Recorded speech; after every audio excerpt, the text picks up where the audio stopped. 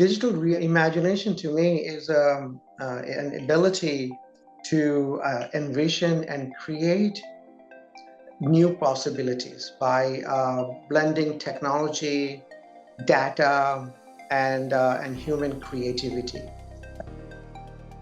Welcome to Technovation. I'm your host, Peter High. My guest today is Gautam Roy. Gautam is the Chief Technology Officer of Unum, a market leader in disability, group life, and voluntary benefits that earn nearly $13 billion in fiscal 2025. Gautam has been in his role for 7.5 years, and in it has helped to digitally reimagine Unum to become digital first. His team has also transformed end-user support to what he now refers to as technology employee experience, while also pushing a culture of innovation at the same time. I look forward to hearing more about all these efforts through this conversation.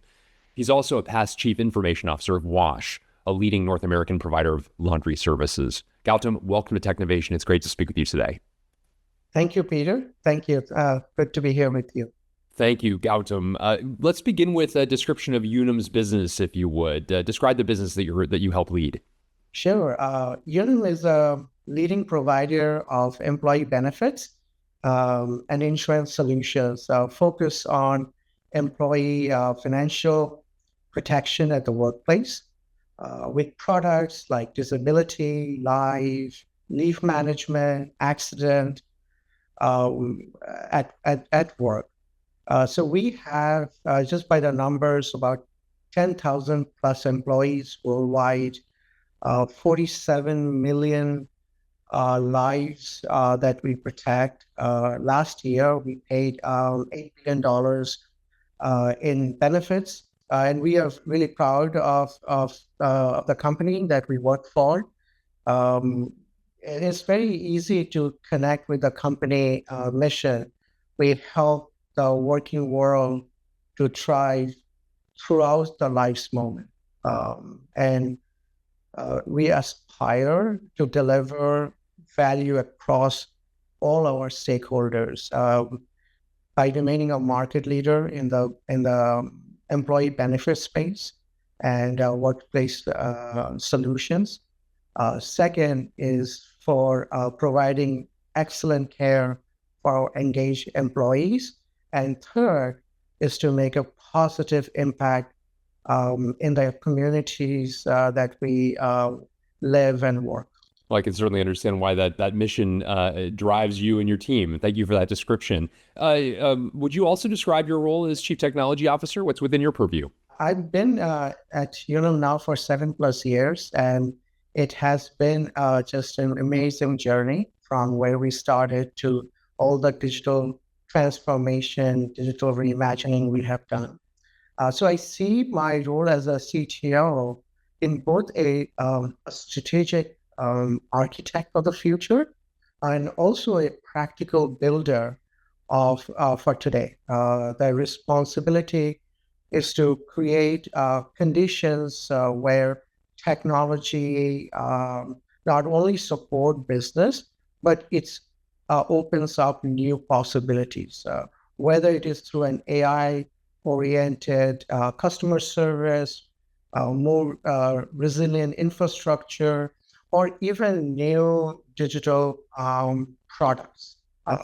Now, at the same time, I focus on people and culture because technology transformation doesn't happen by itself. It takes an organization and an organization that is ready to adapt and adopt. You alluded in your response to the fact that you've helped to drive what you refer to as a digital reimagination. Can you take a moment and describe what you mean by that? See, digital reimagination to me is an ability to envision and create new possibilities by blending technology, data, and human creativity. It goes beyond digitization or digital transformation. It's about reimagining what is possible in product, services, customer experience, and at times even business models. Yeah, thank you again for those that overview. And a related topic, you've noted how you are driving a digital first mentality in the organization as well. Maybe building upon what you just described in terms of the broader reimagination. What does it mean to be digital first in your mind, and what levers are you pulling to do so? Digital first means that every product, service, interaction is conceived, designed, executed with digital as a primary channel, and not as an afterthought. It is not just moving existing business processes online. It is about reimagining experience, operations, and business models around customers' expectation for speed, simplicity, personalization, and accessibility. And I think your second part of the question is, how did we what are the levers we used at Unum? Indeed. There are a couple. I will touch probably three. One is we were organized as application, then we transitioned into journeys, and from journeys now to value stream, right? And so we start with moments that matters, from enrollment, claims, leave management, and then how we and then we work on to simplify these interaction digitally. The second is data, AI, and automation. Using AI, data, and automation, we are removing friction and accelerating services. The third is the interconnection and expanding of our ecosystem, integrating with employers' HR system, payroll system, and benefit systems. This is making processes simpler. This is ensuring reduced handoff. This is ensuring data quality and meeting customers where they are. Certainly paints a great picture as to the work that you and the team have been doing in this area. I mentioned in the introduction, Gautam, the fact that you have transformed end user support to become what you refer to as technology employee experience. I know this is more than just a word change or a phrase change, I should say. Talk a bit about what this entails and the ways in which you've gone about this. Yeah, over the past, first we had to build the foundation, right?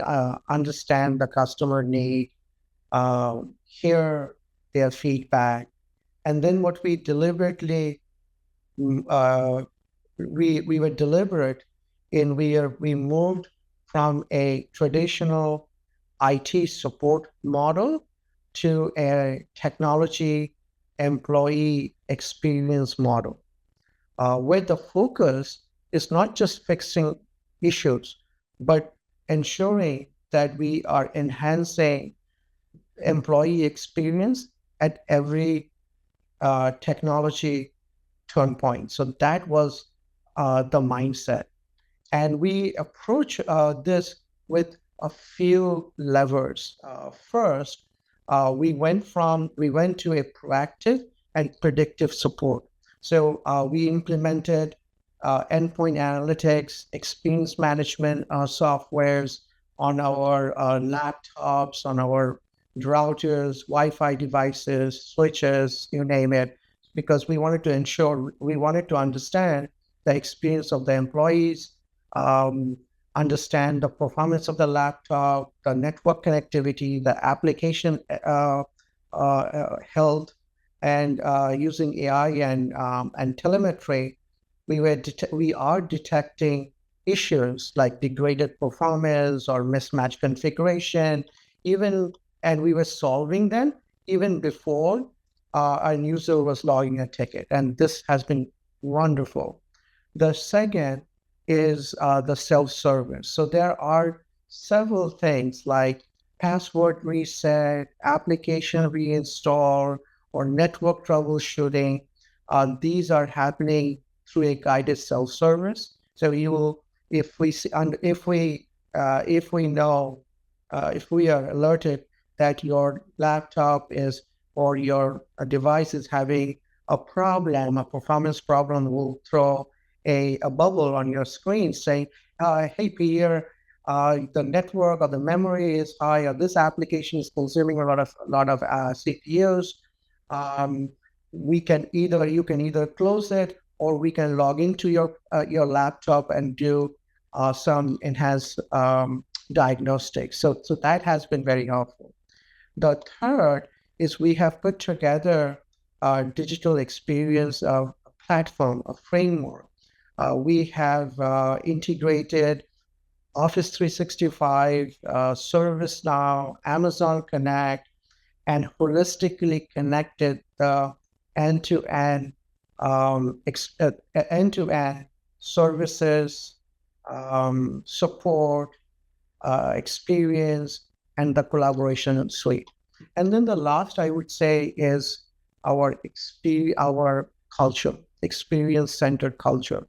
Um, we've been shifting from a service provider mindset to a experience partner mindset, and that has been really well. So we invested in what I would say in mindsets, culture, and ways of working. Great summary. Thank you so much. And I know that one of the ways in which you have gauged the efficacy of these efforts is by um, uh, getting information about customer satisfaction. And I wonder if you could talk a bit about the methods you're using to track that and progress made along the way as well.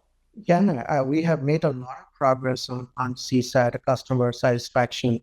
So, as an example, these are survey-based metrics, typically measured by asking customers how satisfied you are with your experience. And we started off asking this question at a broad level, but then we are today asking these questions at every interaction, like when you are in our portal, when you are opening up a claims, when you are asking for documentation. We we are we are using digital forensic to understand that interaction, collecting the data sensibly, and then asking you how satisfied you are. Because the goal is to make sure that we deliver the best experience for you by focusing on things that matters the most for you. So granularity, survey-based metrics. We look into the top three box of from 1 to 10 point scale to ensure that we are aiming for the best. I also mentioned at the outset something that I've learned about you in terms of your desire to foster a culture of innovation. Mhm. And I wonder if you could talk a little bit about how you've done so, the importance of learning as a key towards driving that cultural change. Can you talk a bit about the steps that you've undertaken and means of gauging progress from that perspective as well? So a couple of things we have done, and innovation is really embedded in the culture, like you have said. It is not just from my perspective, it's a Unum thing. It's from our leadership, from all of our senior leadership and below, right? And it's a culture of innovation that is not just the top down, but it's also bottoms up. And we are working very hard to innovate, to build the culture so that we can innovate at scale. So there are a few things that I have done is creating safe spaces for people to experiment. Whether it's hackathons or sandboxes and pilots, and it's okay to fail. If you fail fast, fail cheap, and learn from it. Right. The second is to break the silos from break it into cross-functional team and urge and mandate people to work together and co-create. The third is recognize and celebrate ideas. Give visibility to innovation because not all innovations and ideas and pilots scale. Many of them they don't, but that doesn't mean that um, we shouldn't recognize those ideas, recognize the processes, and in fact learn so that the next pilot would be more successful than the previous pilot. And can you talk a little bit about, related to numerous topics across this conversation, but also relevant to the cultural changes you've talked about, the necessity to continue to upskill the organization as well. Can you talk about the methods you're using there? That's really key, Peter. I believe innovation and continuous learning, it doesn't happen by chance. They thrive when leaders create the right environment, like safety to experiment, access to new tools, clear connections between learning and business learning, right? In a world where technology and customer expectations are evolving faster than ever, the organization that wins are the ones that make continuous upskilling part of their DNA. It is no longer nice to have, in my opinion. It is an engine for competitiveness, adaptability, and resiliency, right? So, as far as what I have done to foster the continuous upskilling is future focused skills or roadmap, identify the capabilities that are needed in 3 to 5 years: AI, generative AI, data, digital design.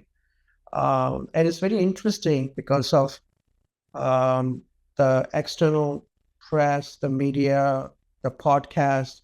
Our employees also want to be part of that of this bandwagon because they know if they need to upscale themselves. So it is also a must-have for them. It's not nice to have. So that's one. The second is the cross-functional learning. I have been doing it throughout my professional career, encouraging people to learn beyond their domains of expertise, right? And we have built an organization that is nimble, that is small, but that produce like a mighty team. Another way it has helped for talent management, bringing new talent. So when we open the role, we don't say you can only do 1, 2, and 3. Of course, they are your main job. But if you have the curiosity, if you have the skills, and if you have that attitude, you can do a whole lot of other things. And then the last is recognition and incentive, making learning outcome part of the process.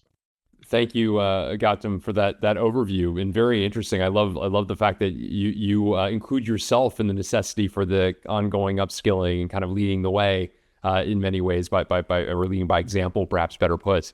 You mentioned in a couple different areas artificial intelligence and the extent to which data, AI, and automation are areas of emphasis. You talked about just as a example, as you were describing some of the things being done, that AI-oriented customer experience is something that you think further about it as well. I wonder if we can get more specific in terms of how you've oriented the team towards the development of and curation of artificial intelligence, and what excites you most in terms of its use today and perhaps in the near future.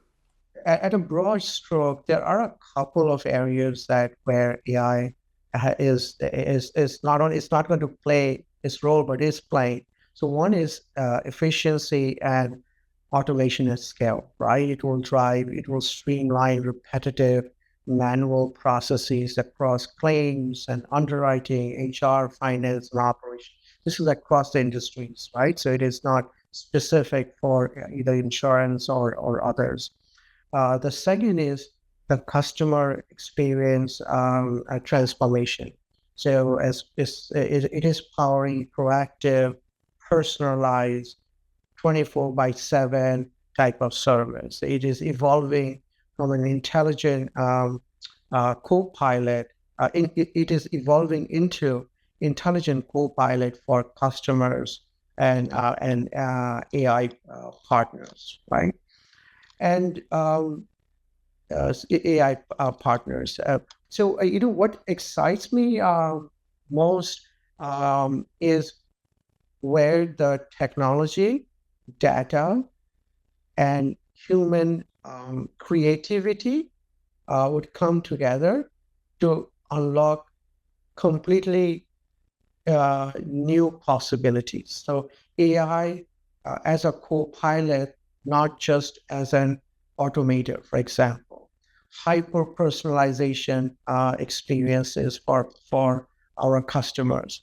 Platformization and ecosystem, where we are connecting platforms between insurers, employers, providers, and employees seamlessly uh, within the insurance company industry and even outside the insurance industry. I wanted to ask you also, as somebody who clearly has such an innovation mandate, are there other trends, other areas of innovation that particularly excite you as you look to the future? What are some other areas that you and the team are investigating currently?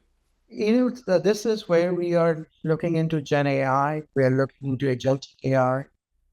It is not just about working on, looking into a digital process in a piecemeal way. We are trying, and we should be looking into an end-to-end business processes using